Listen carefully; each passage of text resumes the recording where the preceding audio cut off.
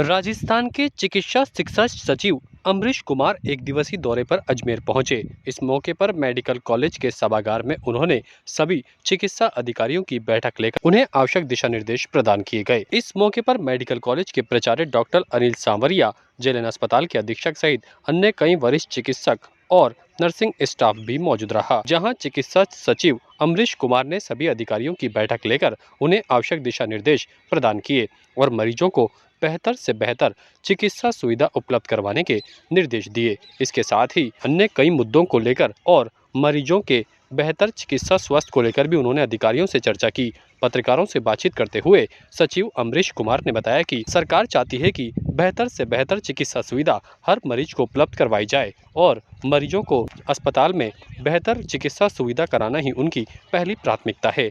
इस मौके पर उन्होंने मेडिकल कॉलेज, जेएलएन अस्पताल और अन्य विभागों का निरीक्षण भी किया और व्यवस्थाओं का जायजा लेते हुए अधिकारियों को बेहतर चिकित्सा सुविधा मुहैया कराने के निर्देश प्रदान किए। सचिव अमरीश कुमार ने कहा कि ये उनका पहला अजमेर दौरा है और यहाँ पर सभी व्यवस्थाएं भी काफ़ी सराहनीय हैं। जो बेहतर से बेहतर इंतजाम मरीजों को दिए जाने हैं वह दिए जा रहे हैं। उन्होंने कहा कि और भी आधुनिक चिकित्सा सुविधा मरीजों को उपलब्ध करवाई जाएगी और जो कमियां हैं उन्हें भी पूरा किया जाएगा। इसके साथ ही उन्होंने मेडिकल कॉलेज के सभागार में और से बेहतर चिकित्सकों को भी शिक्षा प्रदान करने के निर्देश दिए। उन्होंने कहा कि संभाग के सबसे बड़े जेएलएन अस्पताल से यहां से कई रेजिडेंट चिकित्सक जिले के विभिन्न क्षेत्रों में जाकर अपनी सेवाएं देते हैं। मेडिकल कॉलेज में भी चिकित्सकों को बेहतर सुविधाएं मिले और उनको किसी भी तरह की परेशानी न हो, इसका भी खास तौर पर ख्याल रखा जाए। इस मौके पर डॉक्टर अनिल सांवरिया और अन्य चिकित्सकों की ओर से भी सचिव अमरीश कुमार का स्वागत किया गया। अस्पताल प्रशासन और मेडिकल कॉलेज प्रशासन के साथ काम करके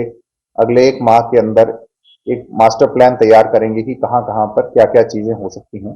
मूलतः हम ये सोच रहे हैं कि इसमें जो मल्टी स्टोरी बिल्डिंग की तरफ जाना चाहिए, क्योंकि आजकल हॉस्पिटल का जो पूरा कॉन्सेप्ट है वो एयर कंडीशनड पूरी सैनिटाइज स्पेस होता है कि वहां पर किसी प्रकार की कोई इन्फेक्शन नहीं हो, पूरा एयर कंडीशन हो व्यवस्था। तो उसके लिए ज्यादातर जगह दुनिया में और हमारे देश में भी सब मल्टी स्टोरी अस्पताल बनाते हैं। तो उस तरह की प्लानिंग यहाँ पे हम कर रहे हैं और देख रहे हैं कि कैसे जगह को अच्छे से यूज करें और सब प्रकार की सुविधाएं मरीजों को सुविधा देने के लिए एक जगह पर हो, ताकि एक बड़ा भवन एक जगह बनाए तो उसमें जो आज टुकड़े टुकड़े में इधर उधर लोग बैठे हैं वो एक जगह पे शिफ्ट हो जाएं और वो जगह खाली हो जाए।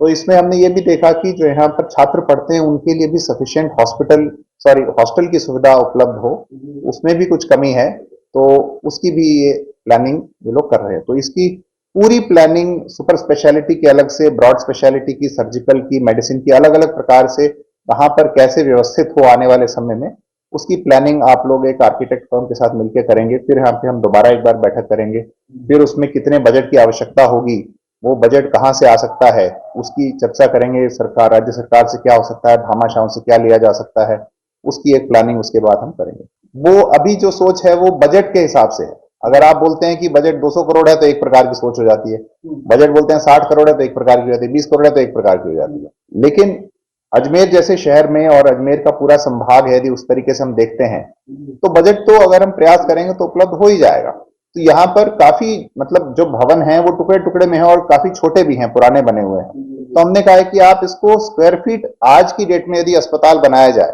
आज की रिक्वायरमेंट के हिसाब से एक बेड को कितने स्क्वायर फीट मिलना चाहिए, फिर आपके पास यदि 2500 बेड की प्लानिंग है तो कितने स्क्वायर फीट कुल स्पेस होता है, और उसके मुकाबले आपके पास उपलब्ध क्या है और गैप कितना है ना। आप उसको सुपर स्पेशलिटी नाम दें, ब्रॉड स्पेशलिटी दें, वो तो एक नाम का है, बाकी सब भवन ही है। भवन के अंदर कमरे हैं, कमरे के अंदर मशीन लगी हुई है, डॉक्टर बैठते हैं, नर्सेज बैठती हैं और इलाज होता है। तो वो प्लानिंग इंपॉर्टेंट है। तो हमने इनको 3 प्रकार का काम बताया है। एक तो हमने जो अभी पहले चर्चा की आपसे, लॉन्ग टर्म प्लानिंग की है कि आप अगले मतलब 50 साल में किस तरह से प्लानिंग चाहते हैं, जो लोकेशन वाइज प्लानिंग कर लें, यहां पर ये बनेगा, यहां ये बनेगा, यहां ये बनेगा।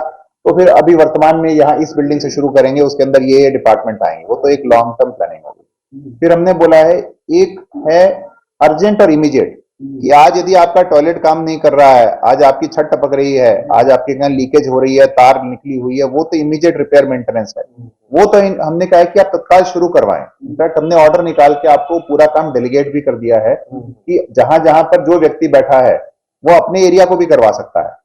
जहां तक उसकी क्षमता है एचओडी भी कर सकते हैं, यूनिट हेड भी कर सकते हैं। जो जैसे एक सर्जरी के अंदर 10 यूनिट हैं, तो एक प्रोफेसर साहब का एक एरिया है, उनका एक वार्ड है, अपने वार्ड को अपने हिसाब से ठीक करवा सकते हैं। अब क्योंकि मूल जो बेसिक बिल्डिंग की प्रॉब्लम्स हैं जो आप बता रहे हैं, ये तो हमारे घर में और अस्पताल में एक ही बराबर है, ये इसमें तो कोई स्पेशलाइज चीज है नहीं है। तो आप यदि मान लीजिए आपके घर पे कोई प्लम्बर आता है, आप जानते हैं वो ठीक करता है, आप अपना नल ठीक करा लीजिए। आपका इलेक्ट्रिशियन आता है, यहाँ पे तार निकला हुआ उसको ठीक करा लीजिए। छोटी छोटी चीजें तो अपने अपने स्तर पे डेलीगेट करके एक बार सबको करवा लेनी चाहिए। बहुत ज्यादा पैसे का इशू नहीं है, सुपरविजन का इशू है। ताजा खबरों के लिए देखते रहें सरेराह न्यूज। अपना फोन उठाएं और सब्सक्राइब करना ना भूलें।